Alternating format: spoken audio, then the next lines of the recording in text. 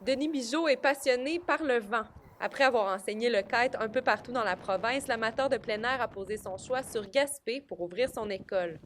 Moi, qu'est-ce qui m'amène ici? Ben, je pense que c'est l'hiver. Ici, quand l'hiver commence, elle commence pour le vrai, puis elle reste très longtemps, mettons jusqu'en avril.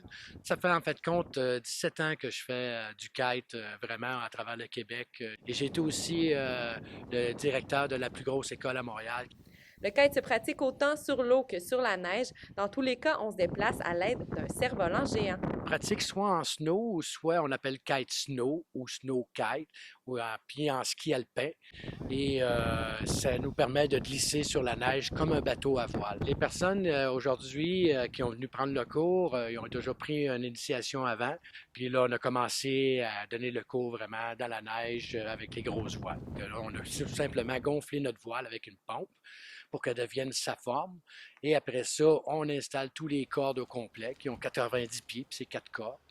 Et on fait des vérifications, on met notre harnais, on s'accroche, puis on tire un peu sur la voile, puis elle part. Aujourd'hui, c'était quand même des vents assez agressifs, puis je voulais leur faire connaître ça parce que c'est bon aussi de le connaître parce que ça nous arrive. Et c'est ça, ils ont contrôlé la voile dans la fenêtre de voile qu'on appelle, et ils ont vraiment appris qu'est-ce que ça pouvait faire.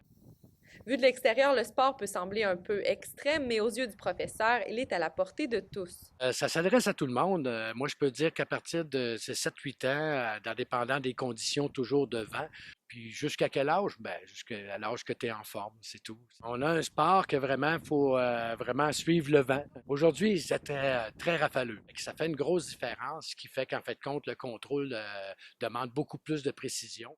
Les vents capricieux ont empêché les deux apprentis de monter sur leur planche à neige, mais ce n'est que partie remise. Léa Beauchesne, Gaspé.